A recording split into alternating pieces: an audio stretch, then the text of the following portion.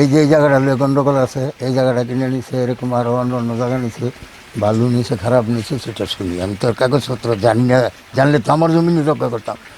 এই শুনি এখন লায়লা তার নাম। এই টিভিতে দেখলাম ওনার ছেলে নাকি ছাগল কিনলো, এক 1 কোটি টাকা না 1 লক্ষ টাকা, কত টাকা নিয়ে 1 কোটি টাকা এগুলি কিনা। এরপরে এরকম মানুষের মতন মানুষের জিজ্ঞাসা করতে ধরা খেতে খেতে সমৃদ্ধির কথা সব ধরা খাইছে। আপন ভবনে আমাদের 26% মতন জমি আছে, আমাদের কাছ থেকে নেয় নাই, আমাদের আরও অন্য যারা আছে রিলেটিভ আছে তাদের কাছ থেকে নিয়ে আমাদের জমি দখল করে নিয়ে রাখছে। আমরা কয়েকবার গেছি এই পর্যন্ত লাকি ম্যাডামের কাছে, তখন উনি জমির যে প্রকৃত রেট ওটার চেয়ে অনেক কম বলে আর কি, যার জন্য আমরা দেইনি। এখনও আছে, আমাদেরটাও তারা বুঝাই দেয়নি।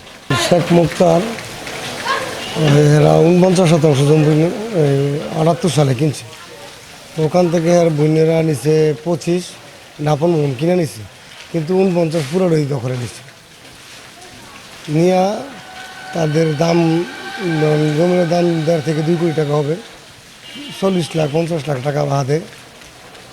পরে আমরা বললাম যে না, এটা হয় না, 1.5-2 কোটি টাকার জমি 40-50 লাখ টাকা না হলে নাই। এইভাবে ভরেছে। ভবনের মালিক হইল লায়লা কানিস লাকি। ওনার কিছু দোসর আছে, যেমন রানা, আমিনুল, টুটুল। এরা এগো আপনি বললেও পারেন, এই কেয়ারটেকার বললেও পারেন, তাদের দোসর বললেও পারেন, তাদের গুন্ডা বললেও পারেন। এরা এগো মাধ্যমে, এই 3 জনের মাধ্যমে জমি দখল করে।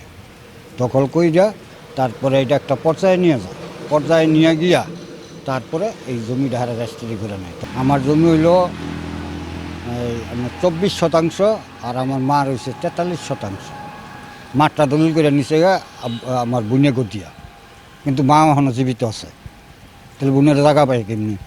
জাল দলিল করে নিছে গা, আমারটাও জাল দলিল করে নিছে। আমার 24, এগুলা 3টা মামলা দিছে, 3টা মামলায় আসছে। আমার জমিও নিছে, আমার নামে মামলাও করছে। 3টা মামলায় এই রয়েছে। আমারটা অর্ডার সিট আছে, আপিল করছে, আপিলও আসছে। জমি আমার দখল দেয়। জমি দখল করতে গেলে মাইরা লাগবে, কাইটা লাগবে, হাইরা লাগবে। এখন আমি বাড়তি বাড়িতে